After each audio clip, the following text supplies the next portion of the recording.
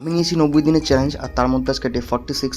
Hey guys, আমি আছি সুরাটে আর আমি সুরাটে এসেছি বেসিক্যালি ডায়মন্ড সেটিং এর কাজ শেখার জন্য। আমি এখন যাচ্ছি আমার সেই গন্তব্যস্থলে বা কর্মস্থলে যেখানে আমি কাজটা শিখছি। সেই রিংগুলো যেগুলো তোমাদের আগের দিন দেখালাম, ওই যে পাশের যে 3টে ডায়মন্ডওয়ালা রিং দেখছো, ওটা কিন্তু আমাকেই করতে হয়েছে। আর এই জায়গাটাতে আমি এই রিংটাকে লুকিয়ে রেখে গেছিলাম, কেননা পরের দিন এসে আমাকে এই রিংটা করতে হবে।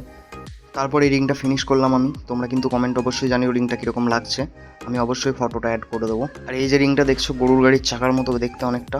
আর এই রিংটায় যে ডায়মন্ড বসানোর যে কাজটি রয়েছে, সেই কাজটিকে চ্যানেল বলা হয়। তো এই রিংটা করতে আমার অনেকটাই সময় লেগে গেছে, প্রায় 1.5 ঘন্টার কাছাকাছি।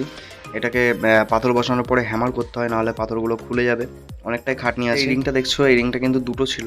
তো আর একটা যেটা ছিল সেটাকেও আমাকে করতে হয়েছে, কেননা আর্জেন্ট ছিল যেহেতু, সেই কারণে আমি তাড়াতাড়ি করে দিয়েছি। আর এই রিংটা করতে আমার 9 মিনিট সময় লেগেছিল। পরে আমার চোখে পড়লো একটা দাদা এরকম গোল্ডের একটা রিং করছে। আমরা যেহেতু নতুন, সেই কারণে আমাদেরকে গোল্ডের কাজ খুব কমই দেওয়া হয়। দাদারা রিংটা করছিল, আমি অপেক্ষায় ছিলাম কখন রিংটা কমপ্লিট হবে আর ভিডিওটা বানাবো আমি।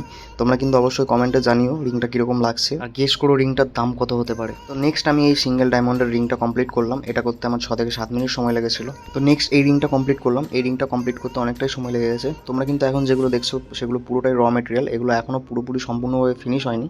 আমি ফটোগুলো অ্যাড করে দেবো। তোমরা কিন্তু কমেন্ট করে অবশ্যই জানাবে কোন রিংটা সব থেকে বেশি ভালো লাগছে। তো রিংগুলো যেহেতু আর্জেন্ট ছিল, সেগুলো কমপ্লিট করে আমি ধরে নিলাম সেই চশমার পিসগুলো।